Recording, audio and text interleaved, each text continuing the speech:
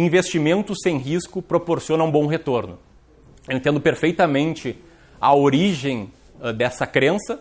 Ela está muito calcada aí nos pilares do Plano Real, que 24 anos atrás foi o plano aí que nos salvou da hiperinflação. Mas para dar lastro ao real, a gente teve que ter no Brasil uma taxa de juros de ativos de renda fixa muito alta para conter a inflação. Então, todo mundo que viveu a época de hiperinflação se lembra do overnight e depois das altas taxas Selic ano a ano e acabou causando, né, essa crença generalizada de que o Brasil é o país da renda fixa, de que o Brasil é o país de investimentos sem riscos. Para explicar um pouco melhor esse mito, eu deixo uma pergunta para vocês e acredito que todo mundo que vê uma pergunta numa palestra de cara vê que tem algum tipo de pegadinha, porque evidentemente tem uma opção cujo retorno é maior do que as outras, né, na pergunta de qual rentabilidade você preferiria.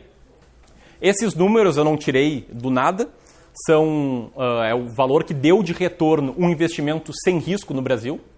E aqui eu queria fazer um rápido parênteses, tá? Sempre que eu falar de investimento sem risco, de overnight, taxa Selic, CDI, é tudo sinônimo da mesma coisa, que é a renda fixa, estável para sempre, todo mês subindo um pouquinho, que também é chamado, né, de investimento sem risco.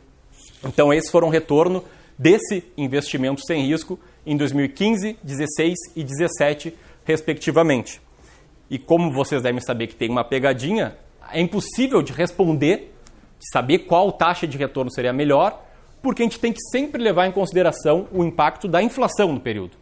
Talvez ali quem viveu mais presentemente do que eu era um bebê, mas a época da hiperinflação, deve ter tido lá atrás esse cacoete de pensar em retorno acima da inflação, e é um cacoete que eu percebo que foi perdido nos últimos anos. Com a nossa inflação mais controlada do que era antes, a gente acabou parando de pensar em retorno real.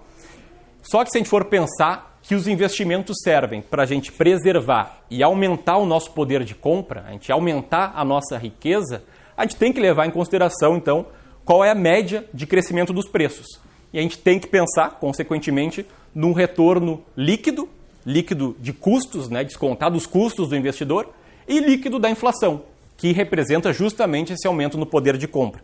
Então, respondendo por vocês a pergunta, se a gente colocar o custo de imposto de renda para investimentos em renda fixa e colocar a inflação medida pelo IPCA em cada um desses anos fechados, a gente chega a um aumento do poder de compra do investidor sem risco de cerca de 0,5% ao ano em 2015, 5,3% ao ano em 2016 e 5,4% ao ano em 2017.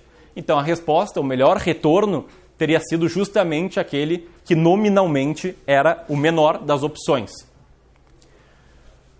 Agora uma pausa aqui nessa explicação para perguntar se alguém sabe de cabeça qual é o patamar da taxa Selic atual, qual é a taxa Selic hoje. Se alguém quiser chutar, fique à vontade. Ou chutar ou responder, fique à vontade. É permitido errar também. Perfeito. A taxa Selic over, né, que é quanto rende os ativos sem risco, é 6,39. Talvez alguns podem ter pensado que é 6,5, mas 6,5 é a taxa Selic meta, que é uma indicação, é algo muito próximo da taxa Selic over. Agora, você que respondeu, saberia dizer, nos últimos 12 meses, qual foi a rentabilidade real da taxa Selic acumulada? Ou seja, taxa Selic dos últimos 12 meses, menos a inflação? Eu chutaria 1%. Boa, bom chute, chegou perto. O IPCA está em cerca de 4,4% e a taxa Selic acumulada em 7,3%. Um menos o outro, de cabeça, dá cerca de 3, 2,9%. Tira ainda os 15% de imposto de renda, sobra 2%, mais ou menos. Então, é perto de 1%. Que é uma taxa muito ruim, né, para crescer o nosso poder de compra. E se a gente for pensar num prazo um pouquinho mais longo, últimos 12 anos, que a gente tem dados bem à mão, a gente teria um retorno anual de uma carteira sem risco de cerca de 11% ao ano. Em dados momentos ela chegou a 14%, em outros está aí abaixo de 10%, 6,39% atualmente. O investidor teria que pagar imposto de renda sobre o rendimento e descontado o IPCA desse mesmo período teria sobrado 3,7% ao ano arredondado. Isso pode até parecer bom para alguns, mas é um rendimento muito baixo. Para vocês terem uma ideia de como a gente lida com investimentos, se a gente for pensar que há um patrimônio de R$1 milhão aplicado aqui, ficou todo esse tempo aplicado, e o investidor vê na média um aumento de poder de compra de 3,7% ao ano, isso significa que para que ele pudesse viver de renda, ou seja, fazer resgates de parte dessa carteira, sem com que ele comprometesse o principal, sem que ele deixasse o principal ser corroído pela inflação, ele poderia resgatar R$37 mil por ano, ou aproximadamente R$3 mil por mês. A gente não faz julgamentos sobre quanto cada pessoa precisa para viver de renda, mas a gente sabe, em contato com muitos investidores, de que, em geral, há um número cabalístico ali que fica entre 10 e 50 mil reais, para alguns um pouco mais, para outros um pouco menos. E a maioria, a gente diria aí que é na faixa de 20 mil reais.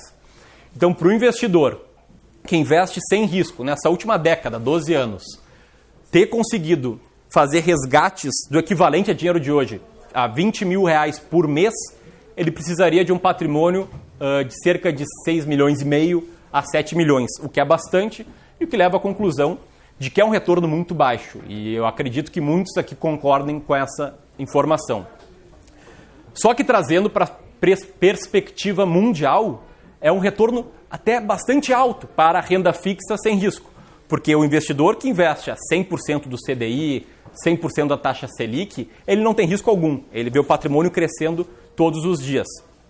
Se a gente for comparar com o resto do mundo, a gente ainda tem o Brasil como um país onde a taxa livre de risco, descontada a inflação, é a mais alta do planeta, ou está sempre entre as mais altas.